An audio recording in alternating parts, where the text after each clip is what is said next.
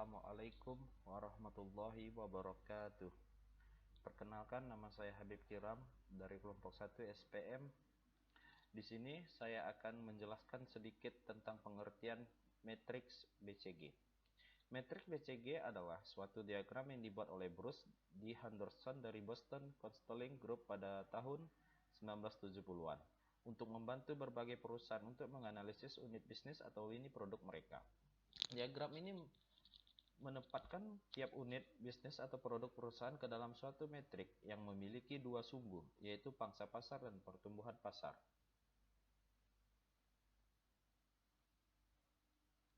Diagram ini membantu perusahaan untuk mengalokasikan sumber daya serta merupakan alat analisis dalam pemasaran merek, manajemen produk, manajemen strategis, dan analisis portofolio.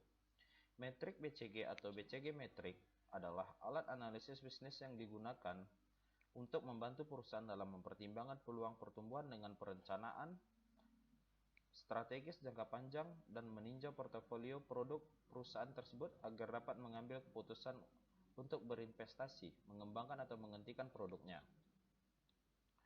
Karena metrik ini dikembangkan oleh pendiri Boston Consulting Group atau BCG, maka metrik ini dinamakan dengan metrik BCG yang singkatan dari Boston Consulting Group.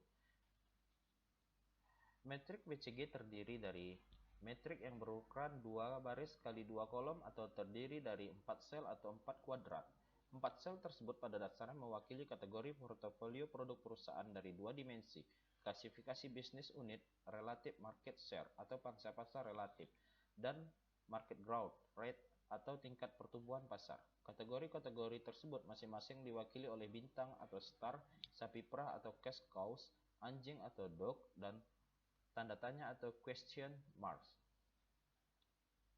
Yang pertama di sini saya akan memperjelaskan dengan singkat. Yang pertama yaitu star atau bintang. Yang termasuk dalam kategori star atau bintang adalah produk atau unit bisnis yang memiliki pangsa pasar yang dominan dan pertumbuhannya cepat, serta menghasilkan uang atau pendapatan yang besar. Yang kedua yaitu cash cows atau sapi perah. Termasuk dalam kategori cash cows atau sapi perah adalah produk atau unit bisnis yang merupakan pimpinan pasar, menghasilkan uang atau mendapatkan yang lebih banyak dibandingkan dengan biaya yang dikeluarkan oleh perusahaannya. Yang ketiga ada dogs atau anjing, atau juga yang dikenal dengan istilah hewan peliharaan, yang termasuk pada kategori dogs ini adalah produk atau unit bisnis yang memiliki pangsa pasar rendah dan mengalami tingkat pertumbuhan yang rendah.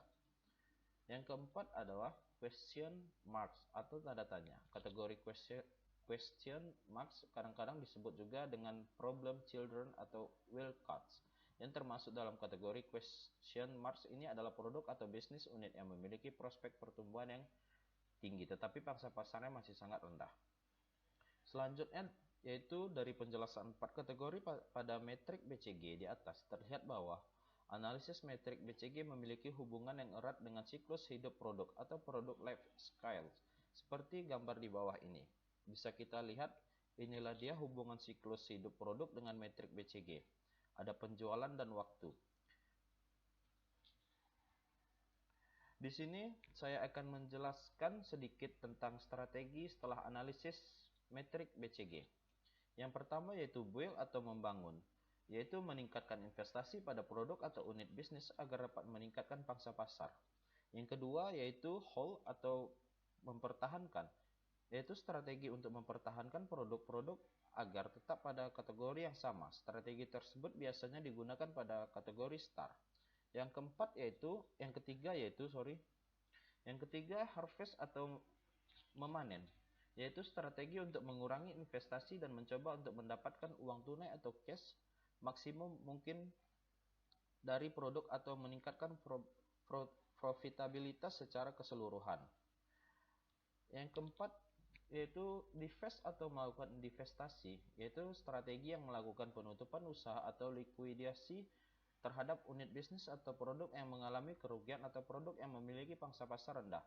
Strategi divestasi ini biasanya dilakukan pada produk atau unit bisnis yang berada di kategori DOX. Sekian penjelasan dari saya. Yang materi selanjutnya akan dibawakan oleh rekan kelompok saya. Terima kasih. korporasi. Strategi korporasi adalah strategi yang mencerminkan seluruh arah perusahaan dengan tujuan menciptakan pertumbuhan bagi perusahaan secara keseluruhan. Maksudnya bahwa di dalam strategi manajemen kita dihadapkan dalam beberapa aktivitas, di mana strategi korporasi ini merupakan bisnis unit yang dilakukan oleh manajemen puncak.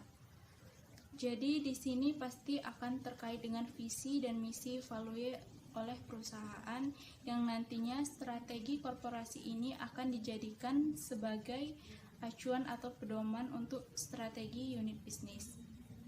Biasanya strategi korporasi ini posisinya di atas, misalnya komisaris, dirut. Yang namanya korporasi biasanya mengelola Jenis-jenis strategi korporasi. Yang pertama, growth strategi, dan yang kedua, stability strategi. Yang ketiga, retrenchment strategi. Growth strategi ialah sebuah strategi berdasarkan terhadap tahap pertumbuhan yang sedang dilalui perusahaan. Growth strategi atau strategi bertumbuh ada dua strategi, yaitu strategi konsentrasi dan yang kedua strategi diversifikasi. Strategi konsentrasi. Strategi ini mempertimbangkan bahwa produk atau bisnis yang dimiliki perusahaan memiliki potensi untuk tumbuh. Ada dua pilihan utama strategi konsentrasi. Yang pertama, pertumbuhan vertikal, yang kedua, pertumbuhan horizontal. Pertumbuhan vertikal, pertumbuhan ini dapat dicapai baik secara internal dengan cara memperluas operasi yang ada atau secara eksternal melalui akuisisi. Contohnya seperti Indomie. Dan yang kedua, pertumbuhan horizontal. Pertumbuhan horizontal dapat dicapai dengan cara memperluas operasi perusahaan ke lokasi geografis lainnya dan atau meningkatkan jangkauan produk dan jasa yang ditawarkan pada pasar saat ini. Contohnya seperti brownies Amanda. Yang kedua, strategi diversifikasi, yaitu perusahaan melakukan diversifikasi ketika pertumbuhannya tidak menunjukkan kemajuan dan tidak ada lagi peluang untuk tumbuh dalam bisnis aslinya. Ada dua jenis strategi diversifikasi. Yang pertama, diversifikasi konsentrik, yang kedua, diversifikasi konglomerat. Diversifikasi konsentrik, strategi yang dijalankan dengan menambah produk baru yang masih terkait dengan produk yang ada saat ini, baik keterkaitannya dalam kesamaan teknologi, pemanfaatan fasilitas bersama maupun jaringan pasaran yang sama. Contohnya seperti kelompok usaha Kompas, Gramedia masuk ke bisnis penerbitan Elex Media Komputindo. Yang kedua, diversifikasi konglomerat. Strategi yang dijalankan dengan menambahkan produk baru dan dipasarkan pada pasar baru yang tak terkait dengan yang ada saat ini. Ide dasar strategi ini terutama pertimbangan profit. Contohnya seperti PT Bank Lipo Tbk sebagai cikal bakal grup Lipo memutuskan untuk bergerak di sektor properti seperti Lipo Karawasi atau Lipo Cikarang dan Lipo Development. Assalamualaikum warahmatullahi wabarakatuh. Nama saya Muhammad Reja, NIM 1844000068 dari kelompok 1.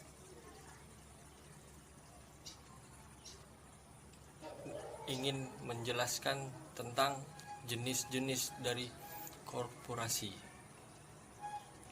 Yang pertama adalah stability strategi, yaitu suatu strategi dalam menghadapi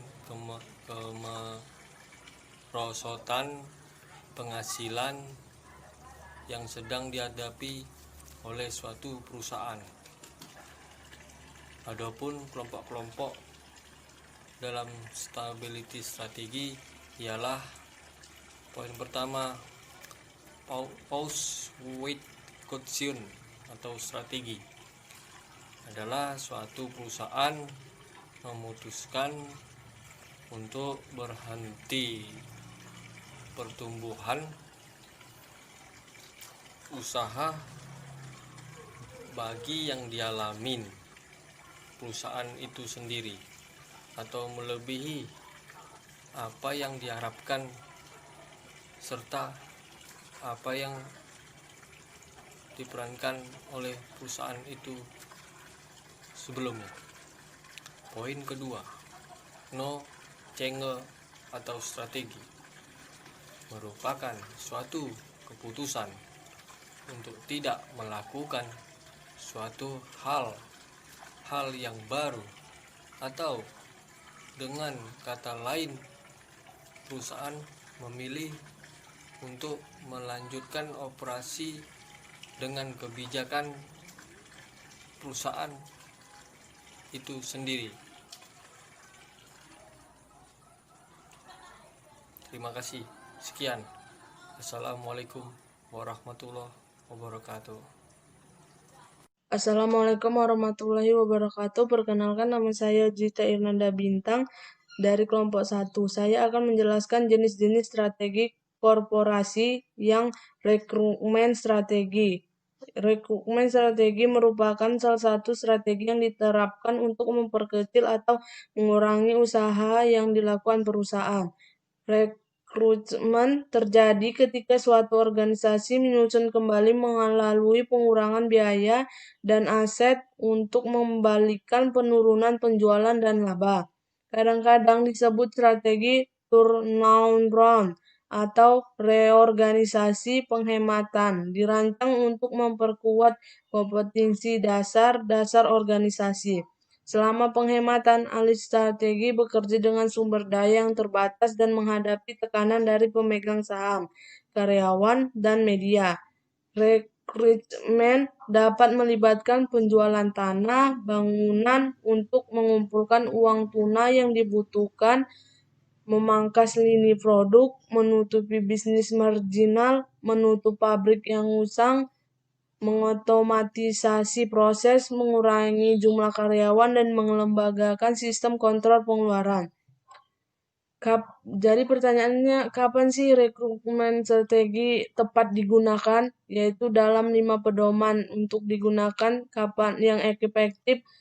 Kapan, yaitu pertama, suatu organisasi memiliki kompetensi yang jelas berbeda tetapi telah gagal secara konsisten untuk memenuhi tujuan dan sasarannya dari waktu ke waktu. Yang Best price strategi atau strategi harga termurah. Strategi ini berfokus pada penyediaan produk atau jasa yang lebih murah dibandingkan dengan yang ditawarkan pesaing-pesaing lainnya. Jadi pertanyaannya di sini, apakah konsumen akan selalu mencari harga terendah? Menurut saya tidak. Harga memiliki dampak psikologis berupa persepsi kualitas maupun manfaat emosionalnya. Berbagai penelitian membuktikan bahwa semakin tinggi harga maka semakin tinggi pula persepsi kualitas produk. Tidak heran bila suatu saat perusahaan menurunkan harga melalui diskon, tapi masalahnya konsumen kadang menganggap tindakan itu dilakukan hanya karena produk tersebut tidak laku. Dengan alasan umumnya perusahaan mengaitkan pemberian diskon atau hadiah lainnya dengan momen-momen tertentu. Contohnya seperti di hari besar, hari kemerdekaan, hari Imlek, tahun baru, atau hari ulang tahun perusahaan tersebut. Jangan lupa pula manfaat emosional, di mana semakin tinggi harga, maka semakin tinggi konsumen yang mampu membeli. Sehingga semakin bangga pula konsumen terhadap produk yang diberi. Strategi atau strategi diferensiasi atau pembeda.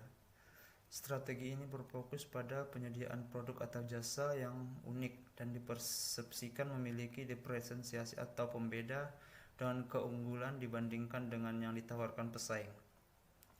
Contoh bisnis yang menerapkan best product strategi antara lain Apple.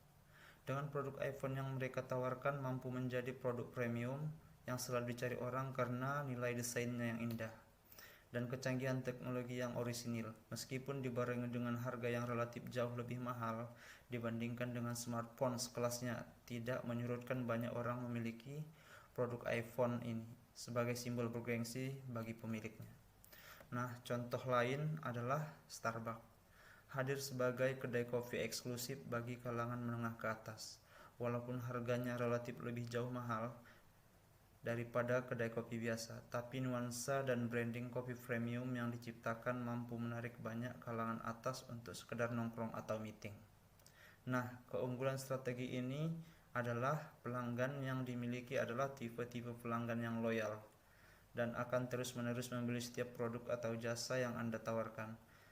Nah, kelemahannya yaitu ada di biaya yang tinggi dan menghasilkan produk atau jasa atau kualitas premium serta membuat brand image yang kuat lewat proses marketing yang tepat. Assalamualaikum warahmatullahi wabarakatuh. Saya Wais Saputra, saya akan menjelaskan tentang Best Cost Provider Strategi, yaitu strategi dengan cara memberi nilai lebih kepada pelanggan dengan menggabungkan atribut produk yang baik sampai luar biasa dengan biaya yang lebih rinci dan kompetitor. Tujuannya adalah untuk memiliki biaya yang murah dan harga yang mampu bersaing dengan produk kompetitor pada sebuah produk yang sama. Hal ini semerta-merta untuk tetap menjaga hubungan baik kepada customer dan dapat terus bekerja sama untuk memajukan dan mengembangkan suatu produk. Dan Best Cost Provider Strategi ini lebih menjaga atau memuaskan para pelanggan atas hasil barang yang didapatnya. Terima kasih.